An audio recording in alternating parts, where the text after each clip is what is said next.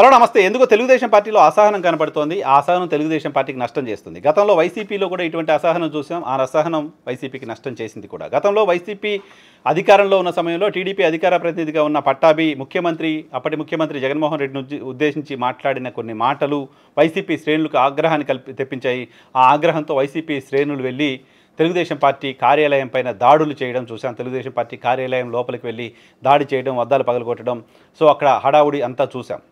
So అటువంటి ఆందోళన తర్వాత తెలుగుదేశం పార్టీ ఎంత అసహనమైతే ఎట్లా ప్రభుత్వానికి ఓపిక లేకపోతే ఎట్లా, అయినా మా అధికార ప్రతినిధి మాట్లాడిన దాంట్లో తప్పేంటి అంటూ ఆయన్ని సమర్థించుకునే ప్రయత్నమే చేసింది.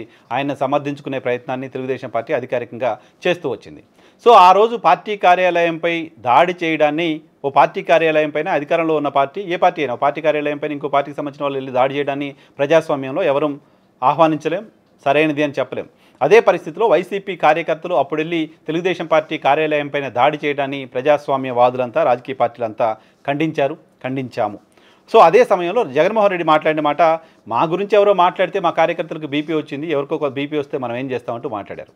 ఆ మాట ఆంధ్రప్రదేశ్ ప్రజలకు నచ్చలేదు, ఇది సరైనది కాదు అని భావించారు. వైఎస్ఆర్ కాంగ్రెస్ పార్టీని తిరస్కరించారు, వైఎస్ఆర్ కాంగ్రెస్ పార్టీని ఓడించారు. సేమ్ అదే బాటలో ప్రస్తుతం తెలుగుదేశం పార్టీ పోతున్నట్టు కనపడుతోంది. వైసీపీని బహుశా ఈ విషయంలో ఆదర్శంగా తీసుకుందా తెలుగుదేశం పార్టీ అనిపిస్తోంది. హిందూపురంలో ప్రస్తుతం బాలకృష్ణ ఎమ్మెల్యేగా ఉన్నారు. మూడోసారి ఆయన అక్కడి నుంచి ఎమ్మెల్యేగా గెలిచారు. మూడోసారి ఆయన అక్కడి నుంచి ఎమ్మెల్యేగా గెలిచిన సందర్భంగా వైఎస్ఆర్ కాంగ్రెస్ పార్టీకి సంబంధించిన స్థానిక నేత వేణురెడ్డి బాలకృష్ణను ఉద్దేశించి కొన్ని వ్యాఖ్యలు చేశారు.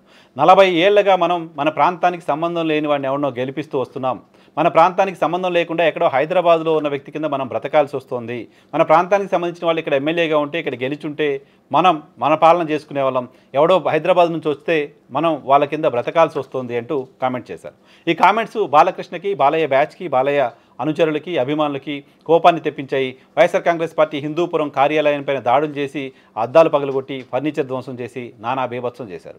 ఆ రోజు వైసీపీ చేసిన దానికి, ఈరోజు తెలుగుదేశం పార్టీకి సంబంధించిన కార్యకర్తలు చేసిన దానికి తేడా ఏం లేదు. బహుశా వైఎస్ఆర్ కాంగ్రెస్ పార్టీ ఒక రూట్ వేసింది, పార్టీ కార్యాలయాలపైన దాడులు చేయొచ్చని, దాన్ని విజయవంతంగా అమలు చేస్తోంది తెలుగుదేశం పార్టీ కూడా వైఎస్ఆర్ కాంగ్రెస్ పార్టీ దారిలోనే వెళ్తోంది.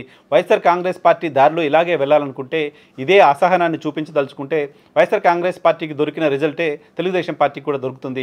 రాజకీయ పార్టీలకు సంబంధించిన కార్యాలయాలపైన ఇంకో పార్టీకి సంబంధించిన కార్యకర్తలు వెళ్ళి దాడులు చేయడం అనేది ఏమాత్రం యాక్సెప్ట్ చేసేది కాదు. రాజకీయ పార్టీలు సంయమనం పాటించాల్సిన అవసరం ఉంది. ఆ రోజు జగన్మోహన్ రెడ్డి పైన తెలుగుదేశం పార్టీ అధికార ప్రతినిధి మాట్లాడిన భాష కంటే ఈరోజు హిందూపురం ఎమ్మెల్యే పైన వైఎస్ఆర్ కాంగ్రెస్ పార్టీకి సంబంధించిన నాయకులు మాట్లాడిన భాష ఏమాత్రం కూడా పెద్ద భాష కాదు, అభ్యంతరకరమైన భాష కాదు. ఎవరో బయట నుంచి వస్తే వాళ్ళకి మనం ఓట్లు వేయాల్సి వస్తుందనే మాట ఏమాత్రం తప్పు కాదు. 2019 ఎన్నికల సందర్భంగా ఆంధ్రప్రదేశ్ ముఖ్యమంత్రిగా ఉన్న చంద్రబాబు నాయుడు పక్కనున్న తెలంగాణ నుంచి కేసీఆర్ ఇక్కడ పెత్తనం చేస్తాడు, కేసీఆర్ అనేటోడు ఎవడో కేసీఆర్కి సంబంధించిన వాళ్ళకు, కేసీఆర్ ఆదేశాలను ఇక్కడ అమలు చేసే వాళ్ళకు ఓటేస్తామా అంటూ అక్కడ కేసీఆర్ని ఎలక్షన్ క్యాంపెయిన్లో వాడుకోవడం చూసాం.